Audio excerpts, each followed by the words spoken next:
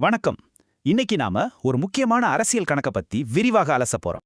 2026 ஒரத்தநாடு தேர்தல் இங்க ரொம்ப சுவாரஸ்யமான ஒரு விஷயம் நடக்குது. அதாவது காகிதத்துல போடுற கணக்கு ஒன்னு சொல்லுது, ஆனா கள நிலவரம் முற்றிலும் வேற மாதிரி இருக்கு. அது என்னன்னு தான் இப்ப நம்ம பார்க்க போறோம். முதல்ல கணக்க பாத்திரலாம்.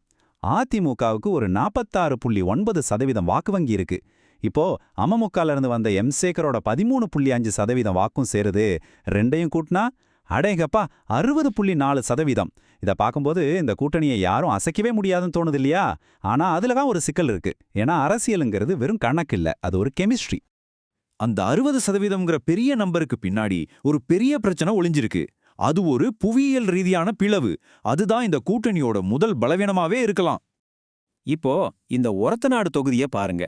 இது எல்லா இடத்துலயும் ஒரே மாதிரி இல்ல. ஒரு பக்கம் ஒரத்தநாடு டவுன், அதாவது நகர்ப்புறம்.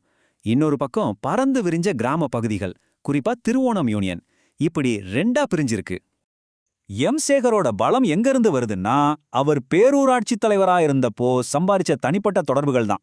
அதாவது மக்களோட தினசரி தேவைகள், நல்லது கெட்டதுல கலந்துக்கிறதுன்னு ஒரு ஹைப்பர் லோக்கல் செல்வாக்கு. இது ஒரு எம்எல்ஏவோட மாநில அரசியல் செல்வாக்குல இருந்து ரொம்பவே வித்தியாசமானது. இங்க பாருங்க, இது ரொம்ப முக்கியம். தொகுதி முழுசுக்கும் அவரோட சராசரி வாக்கு 13.5% தான். ஆனா அவரோட சொந்த ஏரியாவான டவுன் வார்டுகள்ல, உதாரணமா வார்டு 2, 5, 8, 11 பாத்தீங்கன்னா வாக்கு சதவீதம் கிட்டத்தட்ட 28-29% வரைக்கும் எகிரி இருக்கு. கிட்டத்தட்ட டபுள். இதுதான் இந்த ஹைப்பர் லோக்கல் பவரோட எஃபெக்ட். ஆனா இந்த பவர்ஃபுல் இன்ஜன் டவுன்ல மட்டும்தான் ஓடும். ஏன்னா திருவோணம் கிராமப்புற பகுதி திமுகவோட ராமச்சந்திரனோட கோட்டை, அசைக்க முடியாத கோட்டை. அங்க போய் பார்த்தா சேகர ஒரு வெளியாளாத்தான் மக்கள் பார்க்கறாங்க. அவரோட செல்வாக்கு அங்க பெருசா எடுபடாது. சரி, ஒரு பக்கம் புவியியல் பிரச்சனைன்னா, இன்னொரு பக்கம் அந்த 60% கணக்கே உடைக்கக்கூடிய ஒரு பெரிய ஆபத்து கூட்டணிக்குள்ள இருந்தே வருது. அது என்னன்னு பார்க்கலாமா? ஒரு பக்கம் வைத்திலிங்கமும் திமுகவோட ராமச்சந்திரனும் இணைஞ்சா என்ன ஆகும்னு ஒரு பேச்சு ஓடிட்டு இருக்கு. யோசிச்சு பாருங்க, ஒருத்தர்கிட்ட பண பலம், இன்னொருத்தர்கிட்ட அசைக்க முடியாத மக்கள் செல்வாக்கு. இந்த ரெண்டும் ஒன்னு சேர்ந்தா அது ஒரு டபுள் இம்பாக்ட் அச்சுறுத்தலா மாறும். ஆனா இதை விட ஒரு சைலண்ட் கில்லர் மாதிரி ஒரு ஆபத்து இருக்கு. அதோட பேரு தான் ஆபரேஷனல் பேராலிசிஸ், அதாவது செயல் முடக்கம். இது சிம்பிளா சொல்றேன் கேளுங்க. இத்தனை வருஷமா அமமுக தொண்டர்கள் அதிமுகவை எதிர்த்து அரசியல் பண்ணிட்டு இருந்தாங்க. திடீர்னு ஒரு நாள் நீங்க இனிமே இரட்டை இலைக்கு ஓட்டு கேளுங்கன்னு சொன்னா அவங்க மனசு ஏத்துக்குமா? தலைமை மேல இருக்கிற கோவம், அதிருப்தி எல்லாம் சேர்ந்து அவங்களால முழு மனசோட அதிமுகக்கு வேலை செய்ய முடியுமா? இதுதான் இங்க இருக்கிற மிகப்பெரிய கேள்வி.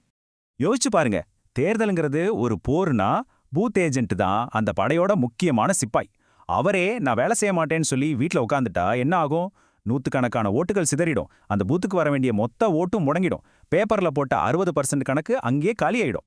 இந்த பழைய கட்சிகள் அவங்களுக்குள்ளேயே சண்டை போட்டுட்டு இருக்கும்போது சைலண்டா ஒரு புது சக்தி உள்ள வருது. அது ஆட்டத்தோட விதியை மாத்தி எழுத போகுது. அதுதான் இளைஞரோட வாக்குகள். இங்கதான் நாம் தமிழர் கட்சியும் தமிழக வெற்றி கழகமும் பெரிய எக்ஸ்ஃபேக்டரா உள்ள வராங்க. கிராமப்புறங்கள்ல நாம் தமிழரும், நகர்ப்புறங்கள்ல தவகவும் ஒரு பெரிய தாக்கத்தை ஏற்படுத்த போறாங்க. இவங்க 2 பேரும் சேர்ந்து கிட்டத்தட்ட 55,000 65,000 வாக்குகளை, அதாவது 25% 30% வாக்குகளை பிரிக்க வாய்ப்பு இருக்கு. இது ஒரு சின்ன நம்பர் இல்ல, இது ஆட்டத்தையே தலைகீழா மாத்தக்கூடியது. இந்த புது வாக்காளர்கள் யாருன்னா, இந்த பாரம்பரிய கட்சி அரசியல், ஜாதி கணக்குகள் எல்லாம் பிடிக்காத இளைஞர்கள், நடுநிலை வாக்காளர்கள். இவங்க அதிமுக திமுக 2 பக்கமும் போகாம தங்களுக்குன்னு ஒரு புது வழியை தேடுறாங்க. அதனாலதான் இந்த புதிய கட்சிகளுக்கான வாக்கு சதவீதம் இவ்ளோ பெருசா இருக்கு. சரி, இப்போ இது எல்லாத்தையும் ஒன்னா சேர்த்து பார்க்கலாம். ஆரம்பத்துல அசைக்க முடியாத கோட்டை மாதிரி தெரிஞ்ச அந்த 60% கணக்கு இப்போ எப்படி நொறுங்கி போயிருக்குன்னு பாப்போம். இதுக்கு பேரு தான் உராய்வு ஃபார்முலா. அதாவது ஆரம்பத்துல இருந்த 60.4% வாக்கு வங்கிங்கிற அந்த பெரிய கேக்ல இருந்து ஒரு பக்கம் டிடிவி சசிகலா ஆதரவாளர்களோட அதிருப்தியால ஒரு துண்டு போகுது, இன்னொரு பக்கம் இளைஞர்கள் தவேகா ஆதரவாளர்கள்னு இன்னொரு பெரிய துண்டு போகுது. இப்படியெல்லாம் போக ஒரு பிரம்மாண்ட வெற்றிங்கறியலாம மாறி யாரு ஜெயிப்பாங்கன்னே சொல்ல முடியாத ஒரு பயங்கரமான டஃப் ஃபைட்டா இது மாறி இருக்கு. அப்போ கடைசியா இந்த தேர்தல் 2 வியூகங்களுக்கு இடையிலான போரா மாறுது. ஒரு பக்கம் அதிமுக கூட்டணியோட வெற்றிக்கு ஒரே வழி சிதறிப்போன அவங்க ஓட்டுகளை எல்லாம் ஒன்னு சேர்க்கிறது, அதாவது ஒருங்கிணைத்தல். இன்னொரு பக்கம் திமுக கூட்டணியோட வெற்றிக்கு ஒரே வழி இந்த பிரிவினையை இன்னும் அதிகப்படுத்துறது, அதாவது பிரித்தாளுதல். இதெல்லாம் பார்க்கும்போது நம்ம மனசுல ஒரு பெரிய கேள்வி எழும்புது. ஒரத்தநாடு 2026 தேர்தல் வெறும் ஒரு தொகுதியோட முடிவில்ல, இது தமிழ்நாட்டோட பாரம்பரிய அரசியலுக்கு ஒரு முற்றுப்புள்ளியா இருக்க போகுதா, இல்ல ஒரு புதிய தலைமுறை அரசியலோட முதல் அத்தியாயமா ஆரம்பிக்க போகுதா?